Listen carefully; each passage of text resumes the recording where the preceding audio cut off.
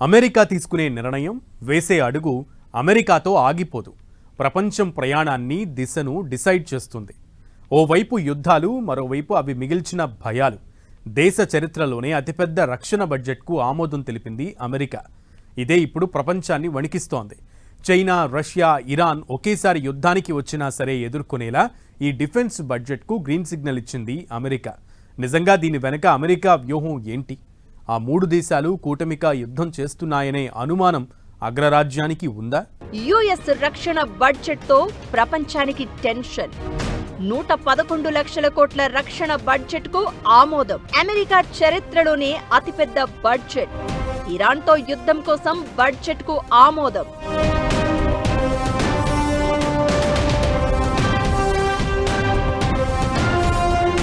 China, Russia, Iran పై US అనుమానం ఏంటి? America budget తో ప్రపంచానికి టెన్షన్ ఎందుకు?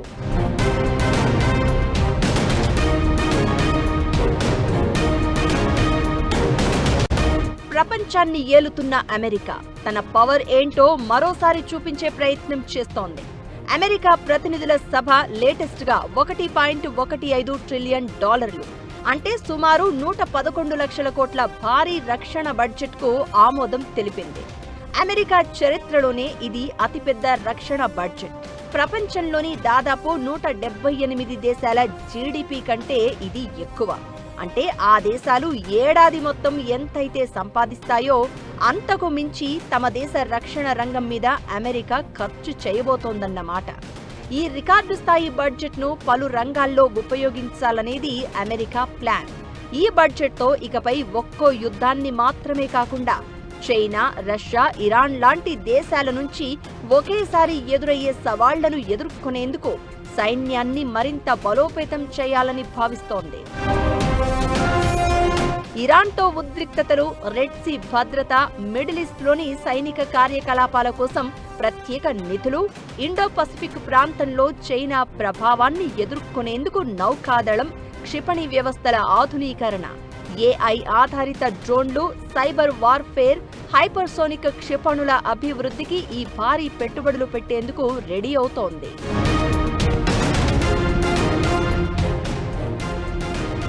చైనాను దీర్ఘకాలిక శత్రువుగా చూస్తున్న అమెరికా ఆ దేశానికి చెక్ పెట్టడమే వ్యూహంగా అడుగులు వేస్తోంది. తన నౌకాదళాన్ని వేగంగా విస్తరించడం, హైపర్సోనిక్ క్షిపణులను అభివృద్ధి చేయడం, సైబర్, అంతరిక్ష యుద్ధ సామర్థ్యాలను పెంచడం, తైవాన్ చుట్టూ సైనిక ఒత్తిడిని పెంచడం లాంటి చైనా చర్యలు అమెరికాను అప్రమత్తం చేస్తున్నాయి. దీంతో లాంగ్ రేంజ్ మిజైల్స్, సబ్ మెరైన్లు, న్యూ జనరేషన్ ఫైటర్ జెట్లు, డ్రోన్లు, క్షిపణి రక్షణ వ్యవస్థలు, ఏఐ సాంకేతికతపై భారీగా పెట్టుబడులు పెడుతోంది.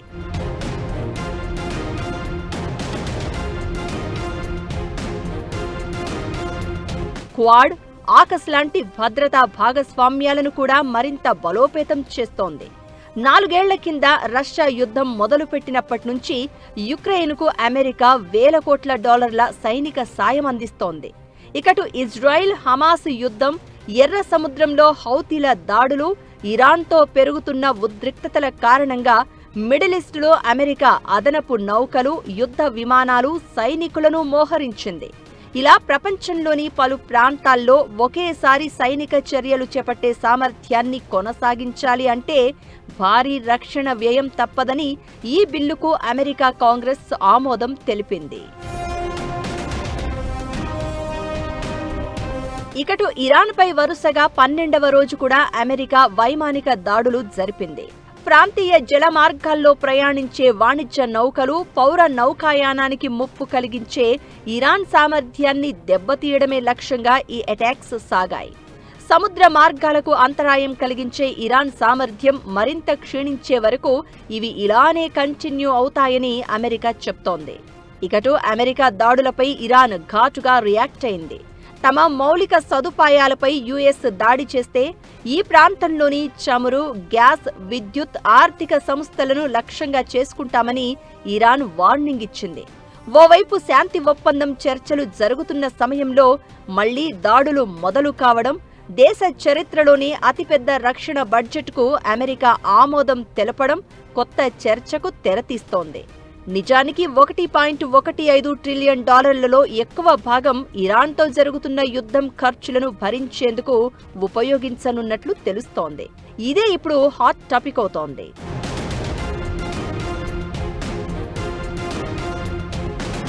అమెరికా ప్రతినిధుల సభ ఈ రక్షణ బడ్జెట్కు ఆమోదం తెలిపినా ఇవి ఇంకా చట్టాలుగా మారలేదు. సెనెట్లో ఆమోదం పొందిన తర్వాతే అది జరుగుతుంది. సెనెట్ గ్రీన్ సిగ్నల్ ఇస్తుందా లేదా అనే సంగతి ఎలా ఉన్నా చైనా, రష్యా, ఇరాన్ నుంచి ఎదురయ్యే సవాళ్లను ఒకేసారి ఎదుర్కొనేందుకు సిద్ధంగా ఉండడం కోసమే ఈ బడ్జెట్ అంటోంది అమెరికా. దీని చుట్టే ఇప్పుడు కొత్త చర్చ వినిపిస్తోంది. ఓవైపు అమెరికా, మరోవైపు ఇజ్రాయిల్. ఈ రెండు దేశాల దాడులతో ఇరాన్ ఎప్పుడో దారిలోకి రావాలి. అలా జరగడం లేదు. పైగా అమెరికాకు చుక్కలు చూపిస్తోంది. చైనా, రష్యా సపోర్టుతోనే ఇరాన్ ఈ రేంజ్లో ఫైట్ చేస్తుందనేది ఓపెన్ సీక్రెట్. దీంతో ఈ విషయాన్ని ట్రంప్ మరింత సీరియస్ గా తీసుకున్నాడు. ఇక CIA ఆఫీసుల మీద ఇరాన్ డ్రోన్ దాడుల తర్వాత ట్రంప్ మరింత దూకుడు మీద కనిపిస్తున్నారు. ఆ 3 దేశాల నుంచి రాబోయే రోజుల్లో ప్రమాదం రాబోతోందని, యుద్ధం మరిన్ని రోజులు కంటిన్యూ అయి తీరుతుందని, దానికోసం రెడీగా ఉండాలి అన్నట్లుగా ప్రిపేర్ చేస్తున్నారు. దీనికోసమే రక్షణ బడ్జెట్ను భారీగా పెంచినట్లు కనిపిస్తున్నారనే అభిప్రాయాలు వినిపిస్తున్నాయి. ఇక అమెరికా రక్షణ వ్యయం పెరగడంతో ప్రపంచ భద్రతా సమీకరణాల్లో కీలక మార్పులు చోటు చేసుకునే అవకాశాలు కనిపిస్తున్నాయి.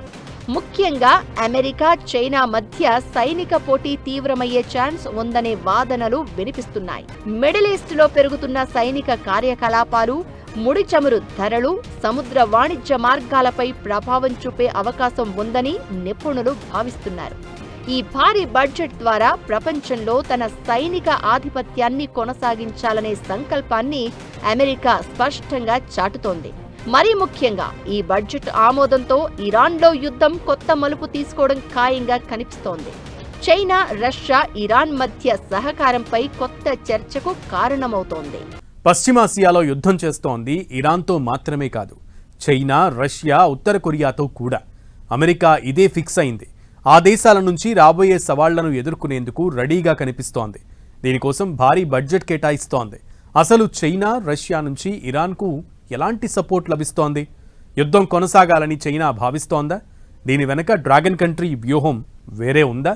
అమెరికాను యుద్ధంలోనే బిజీగా ఉంచాలని ఫిక్స్ అయిందా? మిడిల్ ఈస్ట్లో మళ్లీ ఉద్రిక్తతలు కమ్ముకుంటున్న వేళ తెరపైకి వస్తున్న ప్రశ్నలేంటి?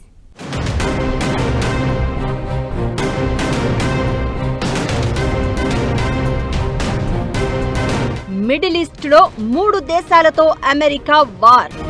ఇరాన్కు మద్దతుగా నిలుస్తున్న చైనా, రష్యా.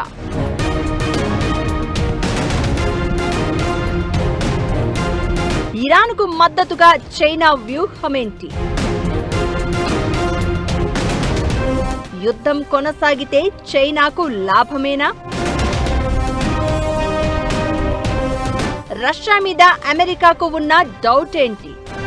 మిడిల్ ఈస్ట్ ఉద్రిక్తతల వేళ జరిగే చర్చ ఏంటి? ఇరాన్కు చైనా, రష్యా నుంచి మద్దతు లభిస్తుందనేది నిజం.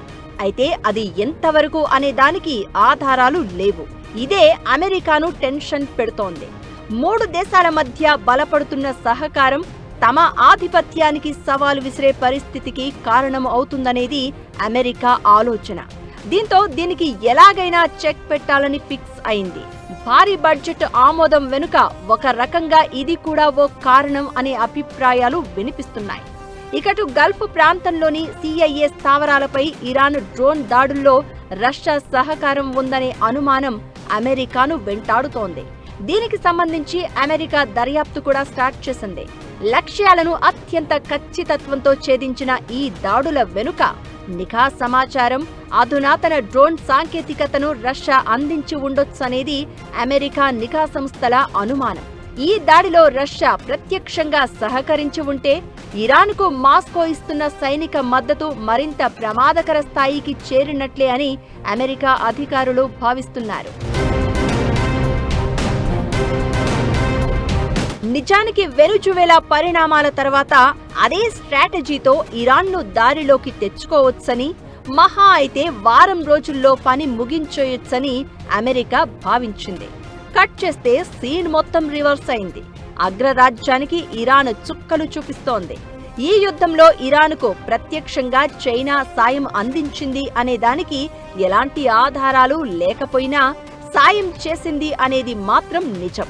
అయితే పశ్చిమాసియా యుద్ధం కొనసాగడం ఒక రకంగా చైనాకు లాభమే అనే వాదనలు వినిపిస్తున్నాయి. అందుకే డ్రాగన్ మద్దతుగా నిలుస్తుందా అనే వాదన కూడా ఉంది. నిజానికి పశ్చిమాసియా యుద్ధం కారణంగా ప్రపంచమంతా అల్లాడిపోతే చైనా మాత్రం లాభపడిన పరిస్థితి. హార్ముజ్ క్లోజ్ కావడం, ప్రపంచమంతా చమురు సంక్షోభం కనిపించడం, ఇలాంటి పరిణామాలన్నింటినీ చైనా తనకు అనుకూలంగా వాడుకుంది. యుద్ధం వల్ల తలెత్తిన పరిణామాలను సక్సెస్ఫుల్ గా అధిగమించడమే కాదు, దాని కారణంగా ఉత్పన్నమైన ఆర్థిక, భౌగోళిక, రాజకీయ పరిస్థితుల నుంచి లబ్ధి పొందింది. ఇకటు ప్రపంచాన్ని అస్థిరపరిచే శక్తిగా అమెరికాపై ముద్ర వేయడానికి ఈ సంక్షోభాన్ని చైనా యూజ్ చేసుకుంది. పశ్చిమాసియాలో అమెరికా రేపిన చిచ్చు కారణంగా ప్రపంచం మొత్తం మూల్యం చెల్లించుకోవాల్సి వస్తోందన్న భావనను కలిగించడానికి చైనా ప్రయత్నించింది. తనను తాను బాధ్యతాయుత శక్తిగా ప్రచారం చేసుకోవడానికి ట్రై చేసింది. ఇక పశ్చిమాసియా యుద్ధంలో అమెరికా తన సైనిక, ఆర్థిక, వ్యూహాత్మక సంపదను పూర్తిగా వినియోగించాల్సి వచ్చింది. దీంతో ఆసియాలో తన ప్రాభవాన్ని బలంగా చాటే సామర్థ్యం అగ్రరాజ్యానికి తగ్గినట్లయింది. అదే సమయంలో తన వనరులను చైనా కాపాడుకోగలిగింది. ప్రపంచ సాంకేతిక నాయకత్వం విషయంలో పెరుగుతున్న పోటీపై దృష్టి సారించింది. దీనికి తోడు పశ్చిమాసియా పోరుతో అమెరికా ఆయుధ నిల్వలు తగ్గిపోయాయి. అగ్రరాజ్యం తన రేరెర్త్ మూలకాల అవసరాల్లో 70% పైగా చైనాపైనే ఆధారపడుతోంది. ఆయుధ పరిశ్రమల్లో వాడే ఈ కీలక మూలకాల ఎగుమతులపై నియంత్రణలు విధించడం ద్వారా అమెరికాను దారిలోకి తెచ్చుకోవడానికి డ్రాగన్ ప్రయత్నిస్తోంది. ఇక పశ్చిమాసియా యుద్ధాన్ని నిశితంగా పరిశీలించడం ద్వారా అమెరికా సైనిక వ్యూహాలు, డ్రోన్ల మోహరింపు, ఎలక్ట్రానిక్ యుద్ధ రీతులపై కీలక సమాచారాన్ని చైనా సైన్యం సేకరించగలిగింది. దీంతో భవిష్యత్తులో అమెరికా నేతృత్వంలో మలక్కా జలసంధి దిగ్బంధానికి ప్రయత్నాలు జరిగినా, తైవాన్పై ఘర్షణలు చోటు చేసుకున్నా రెడీ కావడానికి బీజింగ్కు అవకాశం ఏర్పడినట్లయింది. ఇరాన్కు మద్దతుగా నిలవడం ద్వారా పశ్చిమాసియా యుద్ధాన్ని కంటిన్యూ చేయొచ్చు. ఈ వారంలో అమెరికాను బిజీగా ఉంచితే అక్కడ జరిగే ప్రతి పరిణామానికి, ప్రపంచం ఎదుర్కొనే ప్రతి సమస్యకు అగ్రరాజ్యమే కారణం అంటూ ప్రచారం మొదలుపెట్టి ఆ దేశాన్ని కార్నర్ చేయొచ్చు. పైగా దౌత్య ప్రయత్నాలు చేస్తున్నట్లు కలరింగ్ ఇచ్చి మంచోడిలా కలరింగ్ ఇచ్చుకోవచ్చు. ఇరాన్ డ్రోన్ దాడుల వెనుక రష్యా ఉందనే అనుమానాలు, మరోవైపు చైనా కుట్రలు, ఏదో రోజు 3 దేశాలు కలిసి యుద్ధానికి దిగినా ఎదుర్కొనేందుకు సిద్ధంగా ఉండాలనేది ట్రంప్ ఆలోచన. ఇప్పుడు ఆ దేశ చరిత్రలోనే భారీ బడ్జెట్కు ఆమోదం లభించింది. మరిది చట్టంగా మారుతుందా లేదా అనే సంగతి ఎలా ఉన్నా, పశ్చిమాసియా యుద్ధం చుట్టూ జరుగుతున్న పరిణామాలు ప్రపంచవ్యాప్తంగా కొత్త గుబులు క్రియేట్ చేస్తున్నాయి.